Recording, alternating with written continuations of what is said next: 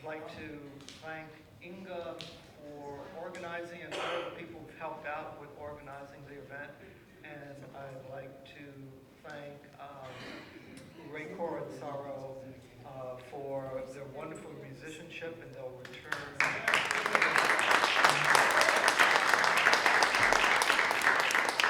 in about an hour or so. So we felt that food and music, the important stuff first, and just friendly, informal discussion.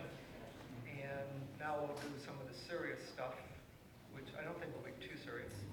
And then after the presentations, they'll be short. We'll have a short panel discussion, and then we'll go back to music and more food and talk. So Inga, where are you? You're supposed to introduce things. So do I have to masquerade as Inga? So we have a great program. So Ray Cora and Saro just finished, and I'm going to give a presentation on the center, on the importance of the community center for Hidden Valley Lake.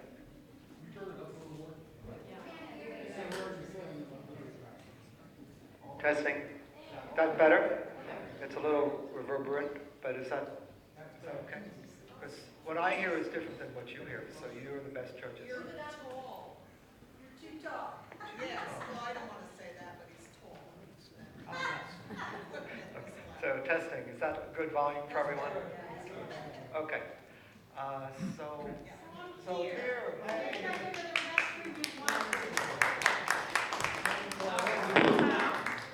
Hi, I'm Inga Rankin. I'm so glad you guys are all here, and you are so welcome, and we hope this is just a sampling of what the community center can offer the community in the future. The evening is sponsored by Steve Greenberg and Herb Fish, who are candidates for the Board of Directors. We did invite the other candidates, but they elected not to come. However, you will have an opportunity to meet them and to question them October 8th. I think it's at 6 o'clock in this building. So meet the or 6:30, meet the candidates night. I wouldn't pass that opportunity up because you really want to know who you're voting for and what they stand for. Let's see. Our goals for this evening are, first of all, to enjoy the wonderful music that Ray Cora and Sarah have provided for us. They're volunteers, they're doing it for us. They don't even live in Hidden Valley Lake. And so we really appreciate their generosity.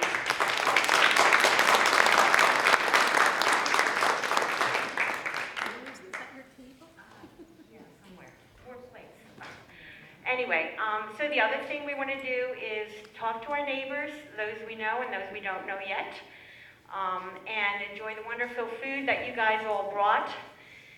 And we want to have an open discussion about the decisions that are facing our community right now. No secret, we all know we're at a point of big change for our community, and the direction that it goes to is dependent on all of the people who are who have a voice in the community and who choose to make their perspectives known. Hopefully the decisions made are going to be decisions that are in concert with the majority of our community. Let's see, what else did I want to say?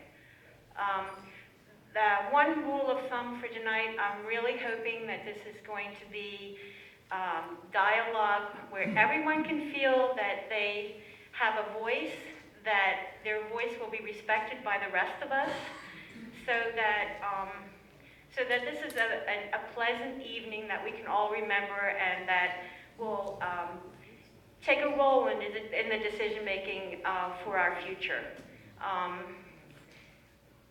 I think when we're busy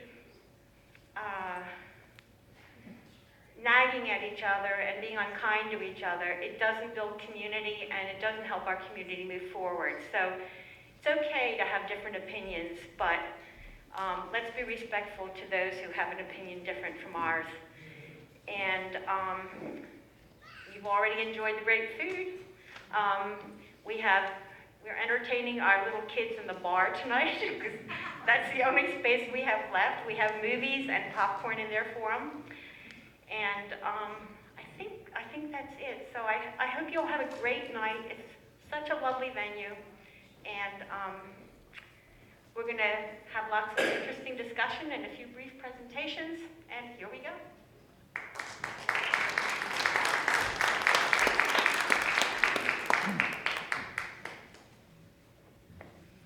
Thank you, Inga.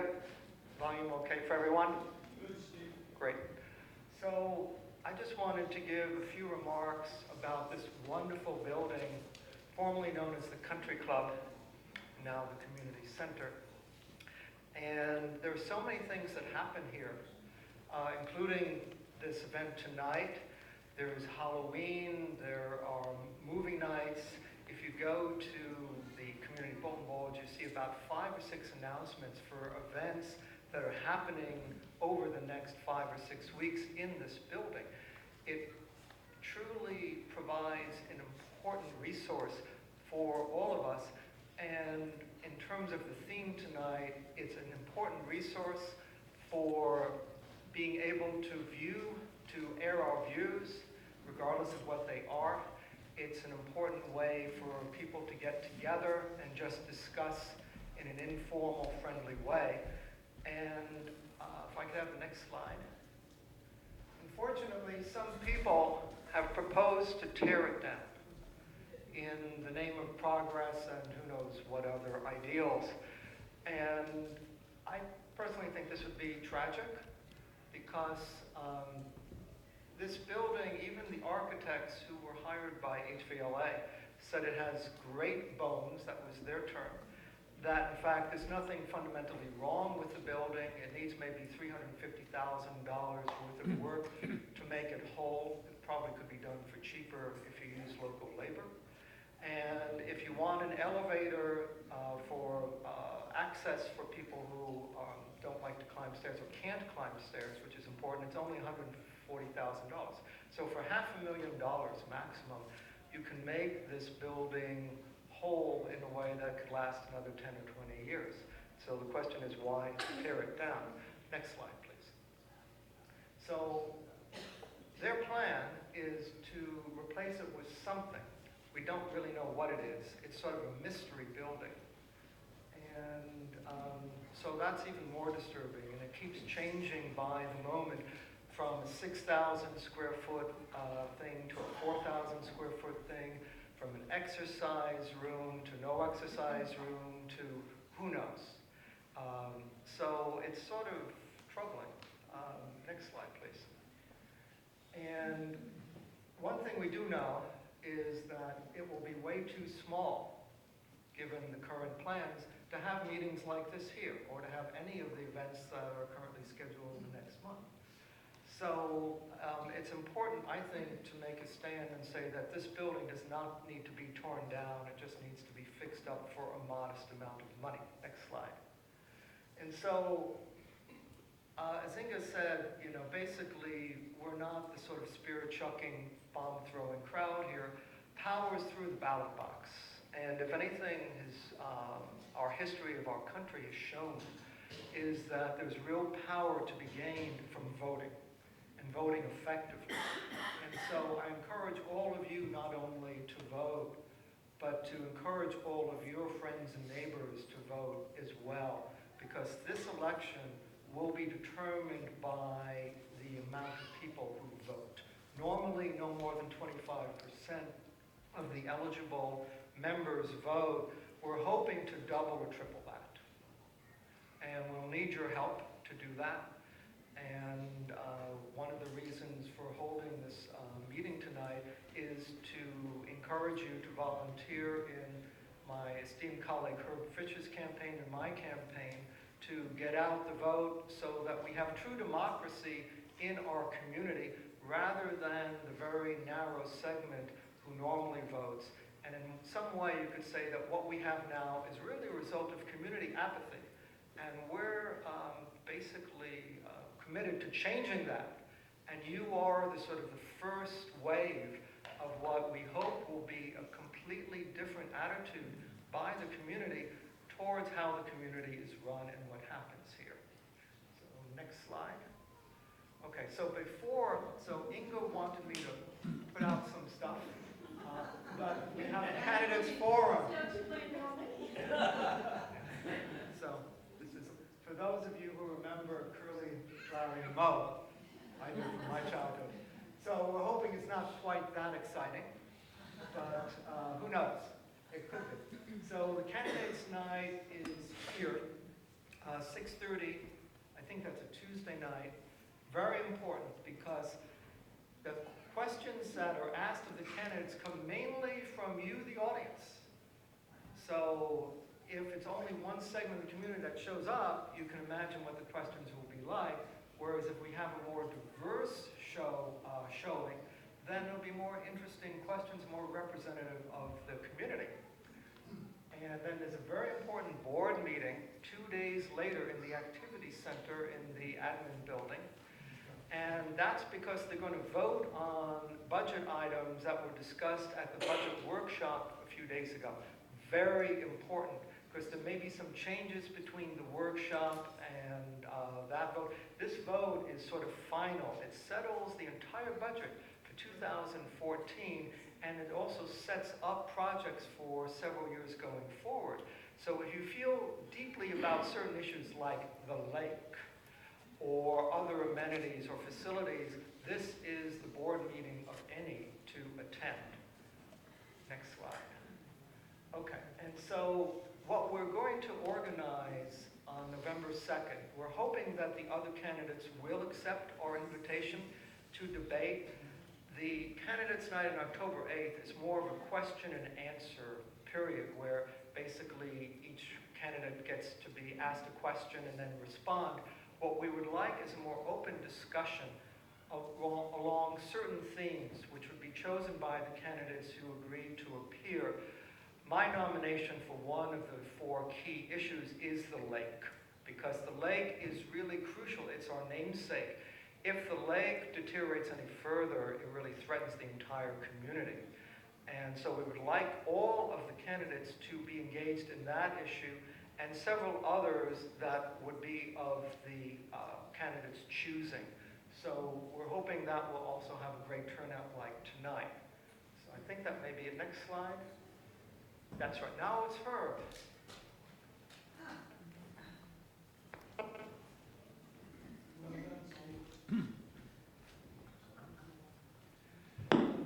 Herb Fish. I'm running for the board, and I'm going to be a little more feisty. I'm going to start right out by saying that in my view, the way the board and Hidden Valley Lake Association takes your money and spends it reminds me of the legend of Robin Hood. Okay, so you may remember that the sheriff of Nottingham sent out his henchmen into the realm and collected the money from the people and brought it back to his castle and used it to enrich the nobility. In my view, a similar situation is going on now in Hidden Valley Lake, and actually has been going on for a long time. The board of directors authorizes the bureaucrats, otherwise known as the staff, but the bureaucrats of the Hidden Valley Lake Association to take your money in the form of assessments and spends that money in many ways for amenities, but one of the main ways a big way that they're spending that money is to pay for people to eat at the Greenview restaurant and to drink at the Mulligan Bar. I'm going to say that again. They take your money and they use it to pay for people to eat and drink at the golf clubhouse. And how do they do that? In 2012, they authorized the Hidden Valley Lake Association bureaucrats to take your money through assessments, and they subsidized the Greenview Room and Mulligan's Bar to the tune of $113,000. Now you're paying for those people to have a place to eat. And I'm sure they like that very much. In their mind, in their discussion, is what you're really doing is you're paying $113,000 for an amenity. And they look at it as an amenity. But I beg to differ, and that's one of the reasons why I'm running. I don't even like to call it amenity, but if you do, to me, it's a special amenity. It is a for-profit business open to the general public outside our gates. Any for-profit business needs to make a profit or the doors are closed and it goes out of business. And by the way, that's not me saying that. That's the auditor stating that this year when they did the audit report at a board meeting. For-profit business. So, if elected, my number one priority will be to bring that subsidy to a screeching halt. And that's going to be done in year one if I get my way, which will be very difficult, and I can talk about that in a minute. But in year one, my goal, if elected to the board, is to stop that $113,000 subsidy for the Greenview Restaurant and Mulligan's Bar. And if we build a building, a new edifice for the people to eat and drink, then the building has got to be scaled to the size of something that is profitable. Keyword profitability for a business open to the public, a for-profit business. Whatever that scale is, so we're going to need to have a business plan that decides what is required for a profitable restaurant and bar.